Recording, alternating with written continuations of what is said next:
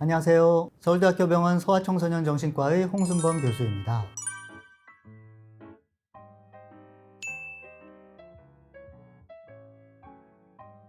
앞서 우울이나 번아웃에 대해 말씀을 드렸는데요. 그렇게 되면 우울증이 온 부모님도 힘들고 그 우울과 짜증이 아이에게도 영향을 주게 되거든요. 그러니 우울증이 생겼을 때는 우울증 약을 복용하시는 걸 고려해 보시면 좋겠습니다. 물론 제가 꼭 약만 권하는 건 아닌데요. 약 말고 상담도 받으면 좋겠죠. 근데 막상 현실적으로 생각해 보시면요.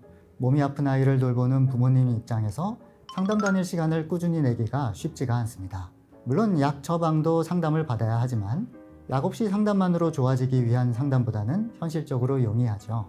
약 반응은 사람마다 다르고 자신에게 맞는 약을 찾기 위해 약을 여러 번 바꿔봐야 할 수도 있는데요. 그래도 신체 질환이 있는 자녀를 키우는 부모님들이 우울증 약의 효과에 대해 대체로 하시는 말씀은요. 지금도 힘들긴 하지만 그래도 이제는 견딜만 해요.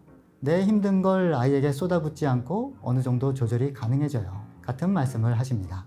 그리고 덧붙이시는 말씀이 제가 조절이 되니까 아이도 훨씬 잘 지내더라고요. 라고 말씀하실 때가 많습니다. 사실 부모가 아이에게 즐거운 모습을 보이는 게 참 중요합니다. 제 책 엄마의 첫 공부에도 나오는 내용인데요. 부모의 즐거운 모습이 아이에게는 여러 가지 중요한 메시지를 주게 됩니다.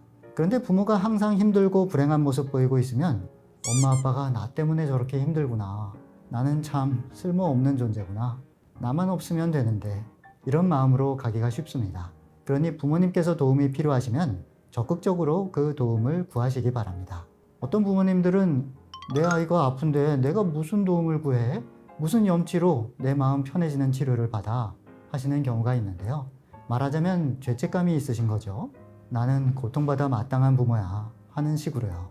하지만 부모가 자신의 마음을 돌보는 건 그게 본인을 위하는 것만이 아니고요. 무엇보다 아이를 위하는 길이기 때문에 필요합니다. 너무 많지만 이 자리에서는 이 책을 소개해 드릴까 싶습니다.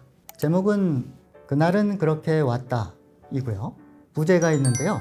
나는 중증장애아의 엄마입니다. 라고 되어 있습니다. 어떤 책인지는 뒷표지를 읽어보면 알 수 있는데요. 생후 6개월의 원인 불명의 병으로 중증장애아가 된 아이 젖먹이가 사춘기 나이가 될 때까지 13년간 계속된 엄마의 간병 기록입니다. 책을 읽어보시면 굉장히 읽기 쉬운 문장으로 쓰였습니다. 그러니까 가볍게 읽기 좋아요. 그런데 가볍게 몇 페이지 읽다 보면 눈물이 흐를 겁니다. 끝까지 다 보실 필요도 없어요. 아마 처음 몇 분 안에 눈물이 맺힐 거예요. 그러니 글이 아주 쉽게 읽히는데 펑펑 울 수 있는 책을 찾고 계시다면 추천합니다. 책 디자인도 귀여워서 갖고 다니시기도 좋고 선물하기에도 좋습니다.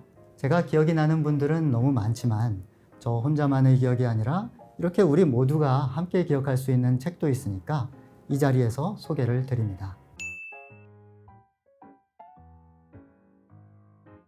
제가 뭐라고 무슨 대단한 메시지를 드리겠어요. 세상에는 누가 보더라도 감당하기 힘든 고통이 있는 거고 거기에 대해 아무도 함부로 말할 수가 없죠. 그래서 그냥 저는 제 말씀을 드리면요. 어떻게 보면 이 세상의 수많은 고통들에 비해 참 하찮은 고통이지만 저도 청소년기와 청년 시절에는 이상하게 온갖 고민이 많은 사람이었는데요. 그러면서 죽음에 대한 생각도 많이 하고 죽고 싶다는 마음도 꽤 오랜 기간 가지고 살았죠. 사실 객관적인 여건으로 보면 전혀 그럴 이유가 없었는데요. 그냥 저희 타고난 성향이 그런 면이 있었던 것 같아요. 그런데 그때 했던 생각은 이거예요. 인생이란 일종의 여행이 아닌가? 말하자면 큰맘 먹고 떠난 해외여행 같은 거죠. 마치 유럽 여러 나라를 몇 주일 동안 여행하려고 떠난 것처럼 이 세상에 온 거예요. 그런데 처음 도착한 여행지에서의 경험이 마음에 안 든다? 내가 생각했던 것과 다르고 많이 힘들더라? 그렇다고 해서 나머지 일정을 포기하고 돌아오지는 않잖아요. 그 다음 여행지는 어떨지 알 수 없는 거고요. 설령 끝까지 다 돌아보고 나서도 별로 좋은 곳이 없었다 치더라도 유럽이라는 곳이 이렇구나 하고 경험하는 것 자체가 여행의 목적에 맞지 않겠는가? 쉽게 다시 올 수 있는 곳은 아니니까요. 그러니 기왕 여행 온 김에 끝까지 가보자. 이런 마음으로 살았던 것 같고 저에게는 그게 도움이 되었던 것 같습니다. 그리고 좀 더 살아보고 나서 살짝 덧붙이자면 시간이 지나니 정말로 좀 나아지는 때가 오기는 오는데요. 하지만 완전히 아무 문제가 없어지는 시기가 오지는 않으니까요.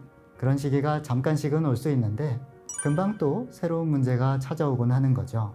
그걸 당연한 일로 여기고 그때그때 계속 대응해 나가는 게 인생이라는 걸 받아들이는 마음도 필요한 것 같고요.